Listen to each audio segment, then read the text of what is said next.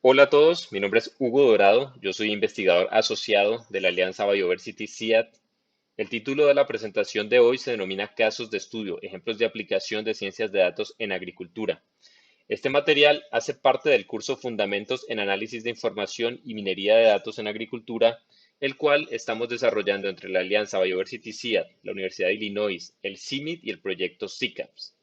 En esta presentación me gustaría compartir con ustedes tres ejemplos de proyectos que hemos desarrollado donde hemos utilizado la ciencia de datos como una herramienta en la toma de decisiones. Espero que puedan tener una idea más clara del potencial de utilizar datos en la investigación en agricultura después de revisar esta presentación. El primer caso de estudio fue desarrollado en el sistema productivo de plátano en Colombia. En esta ocasión, trabajamos en conjunto con la Asociación Hortifrutícola de Colombia, Asofrucol.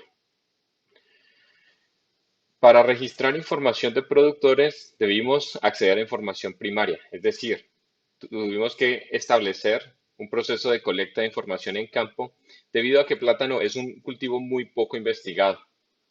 Para ello, utilizamos la plataforma Cropster, que está desarrollada con el objetivo de poder almacenar y capturar información general del cultivo tales como coordenadas geográficas, rendimiento, fechas de siembra y fechas de cosecha y algunas variables de manejo asociadas. Para complementar esta información de manejo con información de clima y de suelo, utilizamos información secundaria. En ese caso, utilizamos la base de datos Worklim, que es una fuente de datos que es de libre acceso y está a 1 kilómetro de resolución. Es un promedio de los 50 años entre 1950 y el 2000. Esta información está libre y se puede descargar vía web y se puede integrar a los cultivos utilizando las coordenadas de georreferenciación. Para capturar la información de suelo, en especial propiedades físicas, utilizamos el método RASTA. RASTA permite hacer una caracterización sencilla, que incluso algunos productores las pueden hacer ellos mismos, en donde se siguen una lista de pasos para poder identificar cómo son las texturas, cómo es la estructura, cómo es el color y algunas características del suelo que luego nos permiten vincular al análisis que estemos desarrollando. El objetivo en este proyecto era identificar el potencial de variedades en distintas zonas agroecológicas de Colombia. Pero como pueden ver en el mapa, cada uno de los puntos rojos es un lote de un agricultor georreferenciado. Nos enfrentábamos a una gran diversidad en ambientes, en suelo, ya que por aquí queda la cordillera, entonces habían productores que estaban en sistemas productivos un poco distintos, estaban en condiciones biofísicas muy diferentes, por lo tanto teníamos mucha variabilidad en los datos. En este proyecto alcanzamos a colectar alrededor de 800 lotes productivos. La aplicación era proveer información a productores sobre cultivares con mayor potencial según sus condiciones sitioespecíficas.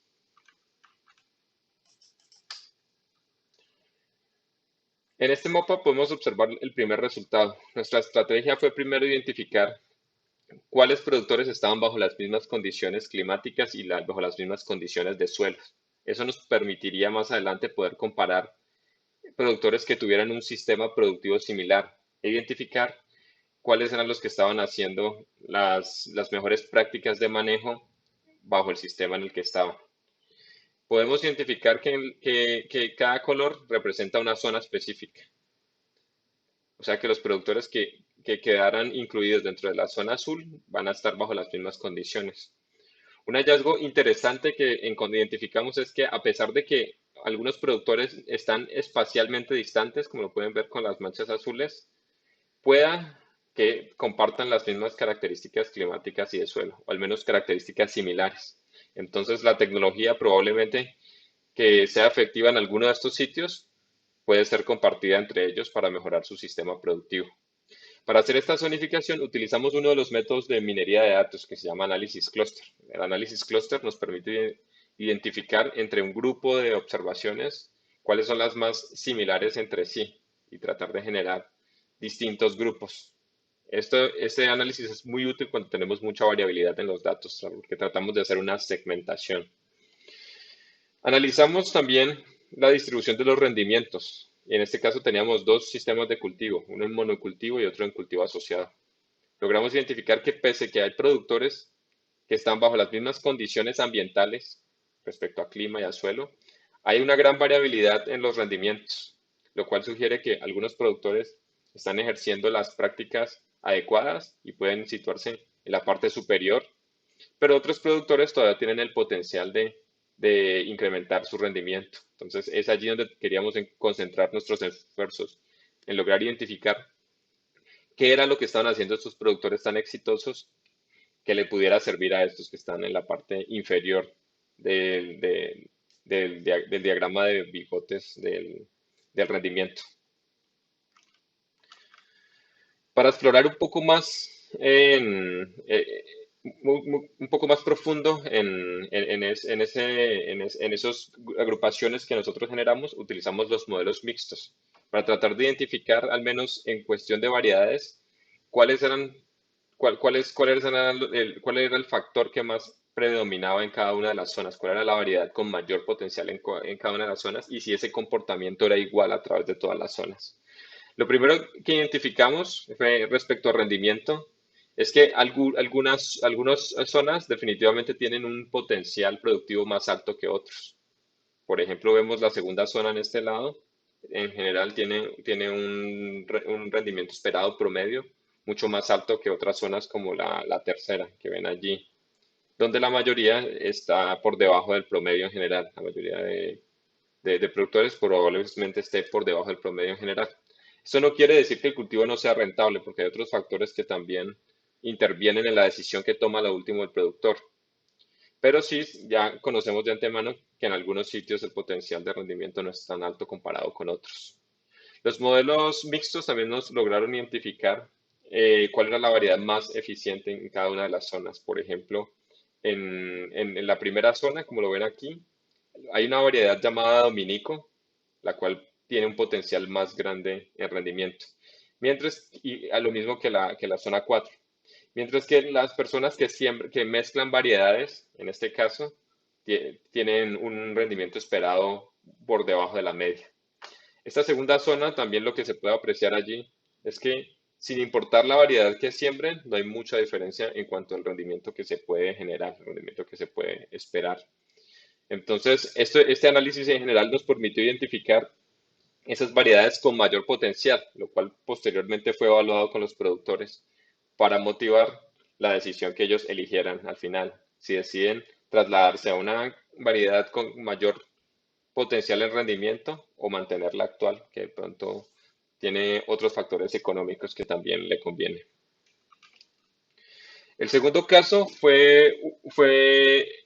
estuvo enfocado en el cultivo de arroz en Colombia. En este caso, los socios fueron el ministro de Agricultura de Colombia, nosotros como centro de investigación, el CIAD, y el Fondo Nacional de Arroz, que es un fondo, es una asociación de productores de arroz de Colombia, la cual hace mucha investigación en este cultivo desde el país. Este caso tiene la característica especial de que había mucha información secundaria.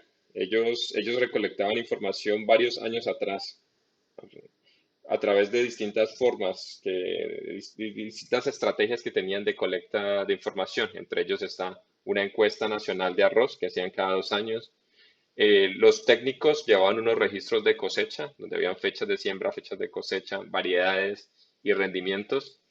Y afortunadamente este año, que fue alrededor del 2015, se hizo la apertura de los datos climáticos en Colombia. Entonces pudimos tener acceso a varias de las estaciones que estaban cercanas a los sitios de arroz, lo cual fue una ventaja grandísima para poder acceder a esa información. Entre toda la información que logramos colectar, hacíamos la cuenta de tener alrededor de 7.837 datos, ya sean ciclos de cosecha, algunas estaciones meteorológicas. Entonces teníamos un gran tesoro prácticamente en cuanto a lo que información podíamos obtener para este proyecto. Nos concentramos en analizar dos localidades, una en Centolima y otra en Meta, y el objetivo era evaluar el efecto del clima sobre ciertos cultivares de arroz en dos localidades de Colombia. Entonces, como el interés principal estaba alrededor de evaluar ese efecto climático, en este caso no le dimos tanta prioridad a las variables de manejo. incluso las variables de suelo. Nos fijamos mucho en el sistema de producción, ya que en arroz hay dos sistemas de producción, uno que se hace en secano y otro que se hace en riego. La aplicación de esto era definir fechas de siembra óptimas de cultivares por localidad y conocer la respuesta de ciertos cultivares a condiciones climáticas. La unidad de observación la definimos como pueden ver aquí. Nos interesaba todo lo que podía pasar desde el momento en que el productor sembraba hasta el momento en que el productor cosechaba. Y ese ciclo productivo lo dividimos en tres fases de acuerdo a la recomendación de expertos, cuando le planteamos lo que queríamos hacer. Entonces, lo mejor fue dividir en una fase vegetativa, reproductiva y de llenado de grano. Las variables que involucramos fueron fecha de siembra y fecha de cosecha, la variedad, ensayamos específicamente cuatro de las variedades, definimos dos localidades, Saldaña y Villavicencio, y las variables climáticas que evaluamos en cada una de estas fases fenológicas fue temperatura promedio, energía solar acumulada, precipitación, número de días con precipitación, promedio de humedad relativa y por supuesto nuestra variable de respuesta que era el rendimiento. Utilizamos la metodología Random Forest, que también la vamos a ver más adelante en el curso, porque esta tenía una característica especial, que era que proporcionaba el mejor desempeño en calidad de predicción, soportaba relaciones no lineales y las relaciones que estamos evaluando era difícil mantener ese supuesto de linealidad y también lograba equilibrar la influencia por correlación entre variables, que es otra de las desventajas que tienen algunas metodologías. En este caso, las variables climáticas generalmente están correlacionadas porque la temperatura puede estar a veces asociada a la precipitación o a la humedad relativa. Entonces, esta era una metodología bastante flexible para poder identificar. Lo primero que nos permitió identificar las metodologías era cuál era el factor más importante de cada una de las variedades en cada una de las zonas. Entonces, nos interesaba identificar cuál era esa variedad que era más sensible y en qué momento del ciclo productivo. Y también nos interesaba en identificar qué porcentaje de la variación alcanzaba a explicarse solamente con el clima a partir de cada localidad y en cada variedad. Entonces aquí podemos ver los resultados. Lo primero fue que identificamos que hay variedades como la F60 en Saldaña que parecen tener parecen ser mucho más sensibles a las características climáticas. Como pueden ver, alcanzó el desempeño un 46.60%, solamente con las variables explicadas con clima. Mientras que una variedad como Lagunas solamente alcanzó un desempeño de 6.96%, dado que tuvieron las mismas variables que involucramos en el análisis. Entonces, eso nos sugiere que hay algunas variedades que pueden ser mucho más sensibles a las características climáticas. También las variables más relevantes que identificamos pues en cada zona es para F733, parecía que se dejaba afectar más por la energía solar acumulada en la última fase del cultivo. F60 la temperatura promedio en fase reproductiva. Lagunas, aunque con menos afectación por el clima, temperatura promedio en la fase de llenado de grano. Y esta variedad que se siembra en el sistema secano, lo que más la afectaba eran los días con lluvia en la fase vegetativa. Ahora nos podemos plantear que estos desempeños son muy bajos. En este caso, no estábamos interesados en un modelo predictivo, nos interesaba más bien en explicar o en comprender cómo ese conjunto de variables climáticas afectaban al final el rendimiento. Entonces no utilizamos en ese caso un modelo de predicción. Este modelo de Random Forest también tiene la ventaja de que nos permite evaluar cómo es la dependencia parcial entre cada una de las variables que estamos analizando de entrada con respecto a la variable de salida. Entonces allí podemos ver que la distribución de la precipitación para la variedad F174 en Villavicencio es ideal que tenga al menos un 40% de días con lluvia en la fase vegetativa para alcanzar los mejores rendimientos. Lo mismo para la variedad F733 de Saldaña, lo ideal es que tuviera al menos 21.000 calorías por centímetro cuadrado al final del ciclo, que es en la fase vegetativa. Entonces, la utilidad que tiene esta información, por un lado, los productores podrían plantearse fechas de siembra estratégicamente en el año para poder acomodarse a las mejores condiciones, de tal forma de que Si van a sembrar una variedad F733, deberían aprovechar las fechas de siembra de tal forma de que el último mes coincida con los días de mayor radiación y así pueden obtener los mejores rendimientos. Por otro lado, para los mejoradores también les puede ser este resultado de utilidad, ya que les permitiría probar la efectividad y resistencia a factores climáticos de ciertas variedades desarrolladas a partir de datos que fueron explorados por los mismos productores, que fueron generados por los mismos productores. Entonces, de aquí pueden salir también algunas hipótesis para los mejoradores. Y el último caso de estudio es una investigación que llevamos a cabo con CIMMYT y también participaron CONAGUA, que es el Servicio Meteorológico Nacional de México, y el INIFAP, Instituto Nacional de Investigaciones Forestales, Agrícolas y Pecuarias. La información que utilizamos provenía principalmente del proyecto de Masagro. En ese entonces se habían colectado más de 8 años de información y había un estimado de 4.500 observaciones, es decir, 4.500 ciclos de cosecha en todo el estado de Chiapas. El cultivo en este caso era maíz y se sembraba principalmente en sistema de secano.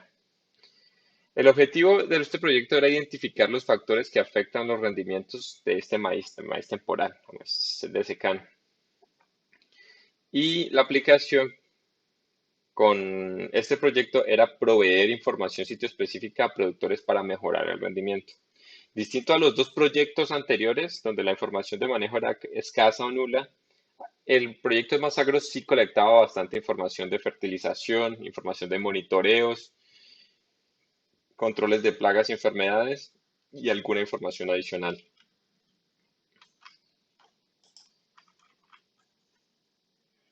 Nuevamente elegimos el Random Forest por la flexibilidad que tiene este método para, para poder evaluar las relaciones que se dan entre bases de datos donde el supuesto de linealidad no necesariamente se da.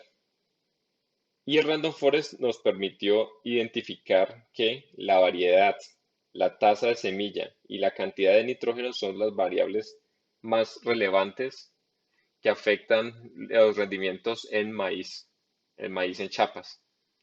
Este modelo logró explicar un 73.8%, el cual es uno de los desempeños más altos que hemos alcanzado con este tipo de datos. Recordemos que toda esta información son datos observacionales de campos de productores y no experimentales. Por lo tanto, un desempeño por encima del 70% se puede decir que es interesante. También utilizamos este método que tiene Random Forest para generar las dependencias parciales. En este caso pudimos identificar que las prácticas más eficientes que tienen el potencial de conducir a más altos rendimientos era utilizar 60.000 semillas por hectárea como una densidad de siembra, colocar una cantidad óptima de nitrógeno de 180 kilogramos por hectárea y que colocar más no aportaba significativamente al rendimiento. También identificamos que respecto al rango diurno, que es la diferencia entre la temperatura máxima y la temperatura mínima del día, era ideal que no estuviera por encima de los 11.5 grados Celsius. Y además, el sistema, como todos los secanos, necesitaba por lo menos un 30% de días con lluvia para garantizar los mejores rendimientos. También evaluamos cómo era la relación entre las variedades y encontramos que algunos materiales híbridos como el P4063W y el RW4000 tienen el mayor alto potencial en rendimiento. También hay unas variedades criollas que tienden a destacarse en rendimiento, no alcanzan todavía los híbridos, pero comparado a otras criollas tienen un buen desempeño. También utilizamos la capacidad predictiva que tenía el modelo propuesto para combinarlo con el pronóstico climático. Para ello, establecimos en una estación meteorológica un rango de 10 kilómetros alrededor. Identificamos los lotes que estuvieran cercanos en esa área de cobertura del pronóstico agroclimático. La idea era identificar qué prácticas podían optimizar el rendimiento con base a ese pronóstico climático. En total, tuvimos cobertura de 93 ciclos de cosecha, en los cuales se sembraban distintas variedades. El propósito con este ejercicio era identificar con base en este pronóstico agroclimático cuáles eran las mejores prácticas que debían combinar los productores para alcanzar su potencial rendimiento. Logramos identificar, siendo este el ejemplo de un productor, que el ideal era sembrar a una tasa de siembra de 55.000 semillas por hectárea y elegir la variedad P4082W. El óptimo de nitrógeno estaba un poco más de 125 toneladas por hectárea.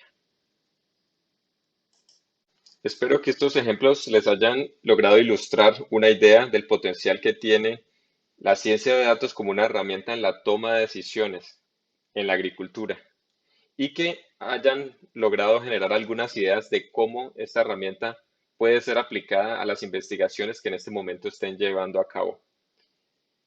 Con esto cerramos el primer módulo introductorio. Espero que saquen el mayor provecho al curso de aquí en adelante y muchas gracias por ver este video.